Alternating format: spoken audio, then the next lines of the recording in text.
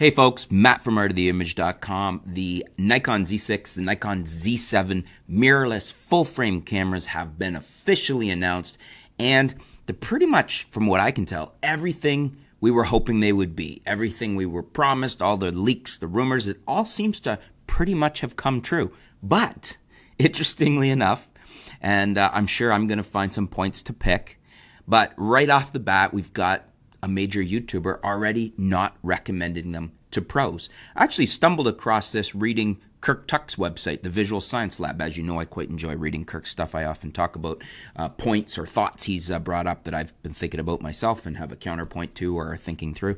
In any case, his article, it's already started. The Nikon Zs won't ship till the end of September earliest, and already the YouTube reviewers have found a major point of contention. So that caught my eye, and he says, here it is. Tony Northrop will be recommending that professional photographers not purchase the Z6 or Z7 because, wait for it, the camera does not feature dual card slots. This is his position, having not used either camera, and I will be interested to see if his position changes once she is delivered to New York City, feted and entertained by Nikon's PR agency, who will, no doubt, provide a rational and defensible argument as to why going forward. So this is interesting, and the article here is really interesting. I recommend you have a read through it. Basically, he kind of takes a tongue-in-cheek rebuttal to Tony. And I did go over and have a look at Tony's video. At first, he kind of does it softly at first, and when he starts with the Z6, then when he gets into the Z7, but he basically is really saying what Kirk says here, that he doesn't recommend it to photographers, pro photographers, simply because of the single card slot, which is an interesting position, and I'll get back to that in a minute. Kirk makes an interesting point. I think he's kind of neutral on the idea. Well, actually, he says, I'm neutral on the whole dual card slot imbroglio.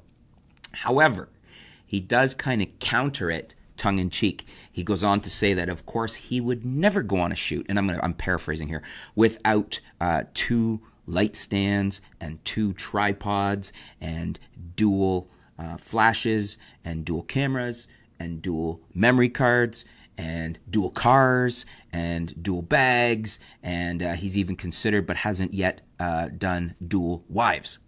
Always has dual assistants, though, in case one assistant fails, which is just silly but funny, making the point that perhaps that is a little bit over the top, saying that as a professional, we couldn't use these Z6 and Z7 cameras because of their single card slot. So I went over and I watched the video from Tony, and Tony does seem to like the cameras, but he does come down on that, pretty much like Kirk said, that he couldn't recommend it to professionals over the use of one card slot.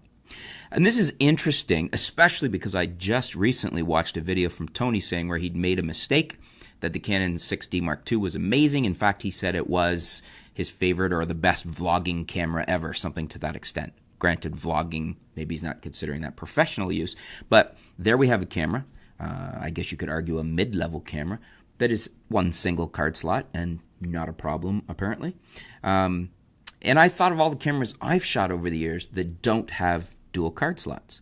Namely, one of the first ones that came to mind was the D700, which is a cult classic. Many people still love this camera. In fact, I believe there's a bit of a sales run on them right now. Possibly Kirk started that himself, just because people are realizing that these things are still amazing imaging cameras. But I know lots of pros that shot a pair of D700s as their main setup for professional work, for events and weddings. I know a lot of wedding photographers that was their setup. Single card slots, folks. So kind of interesting that a lot of professionals for a long time have used cameras, D700 a great example, and still do. I mean, I think there's pros out there shooting the 6D Mark II as a full-frame professional setup. Pair of those, not a bad setup, that only have one card slot. Now, don't get me wrong here. I'm not saying it's a bad thing to have two card slots. And obviously the issue we're talking about here and what Tony's referring to is with two card slots, you can set the camera up to basically record to both the same image. In other words, you're creating a backup file immediately. And that's not a bad thing, but I think it might be a little over the top to say it is a necessary thing, or that we can't recommend a camera that doesn't have dual card slots for pro use. I think I think really that I can't think of the last time I had a card fail. I think they've come a long way.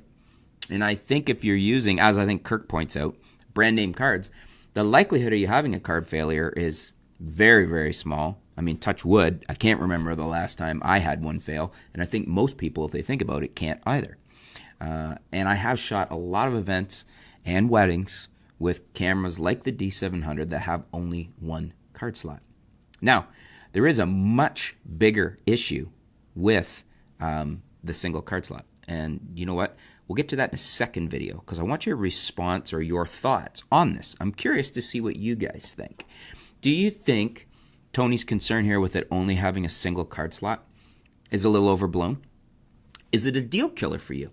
Were you all excited about the Z6 and the Z7, the new mirrorless from Nikon, and now you won't be buying one because they have single card slots?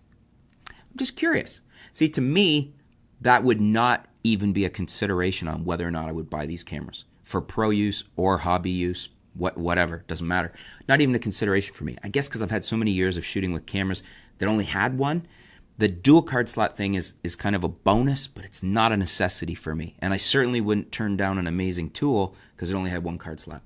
But I'm just curious, how many of you agree with Tony that this negates them as an option, that you wouldn't use them? And is it only for pro work? Would this be a problem for you if you're only shooting hobbyist work, if you're not shooting paid work? I'm just curious. Let me know in the comments below where you come down on this issue of single card slots, and does it rule out a camera, in this case the Z6 and the Z7, but essentially we could extend that to any camera, because that's basically what Tony's saying. He can't recommend any camera that has a single card slot for professional use. I'm just curious. Do you agree with that or do you disagree?